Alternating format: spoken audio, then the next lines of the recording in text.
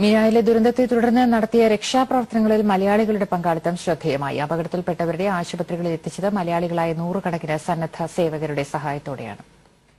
ഹജ്ജ് തീർത്ഥാടകരുടെ സേവനത്തിനായി വിവിധ സംഘടനകൾക്ക് കീഴിൽ മലയാളികളായ ആയിരക്കണക്കിന് സന്നദ്ധ സേവകരാണ് ഇന്ന് മീനായിലെത്തിയത്.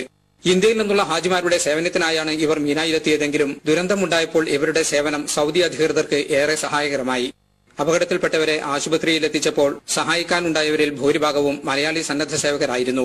സൗദിയുടെ ഔദ്യോഗിക ടെലിവിഷൻ പുറത്തുവിട്ട ദൃശ്യങ്ങളിലെല്ലാം മലയാളികളുടെ സേവനം കാണാമായിരുന്നു. ആംബുലൻസിൽ നിന്നും ഇറക്കി വീൽചെയറുകളിലും സ്ട്രെച്ചറുകളിലും ഇവർ അപകടത്തിൽപ്പെട്ടവരെ ആശുപത്രിയിലേക്ക് മാറ്റി. പരിക്കേറ്റവരെ ബന്ധപ്പെട്ട ഡിപ്പാർട്ട്മെന്റുകളിൽ എത്തിച്ചു. മൃതദേഹങ്ങൾ രാജ്യങ്ങൾക്കനുസരിച്ച് തരം തിരിച്ചു.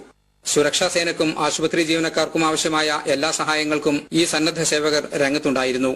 KMCC, India fraternity forum, RSC, വിക്കായ, ഹജ്ജ് വെൽഫെയർ ഫോറം തുടങ്ങിയ സംഘടനകളുടെ പ്രവർത്തകരാണ് പ്രധാനമായും രംഗത്തുണ്ടായിരുന്നത്. ജിദ്ദ, മക്ക തുടങ്ങി സൗദിയുടെ വിവിധ ഭാഗങ്ങളിൽ നിന്നും ദൈവപ്രീതി മാത്രം കാംക്ഷിച്ച് സേവനത്തിനെത്തിയവരാണ് ഈ പ്രവർത്തകരെല്ലാം. മക്കയിൽ നിന്നും ജലീൽ കണ്ണമംഗലം, ഏഷ്യാനെറ്റ്.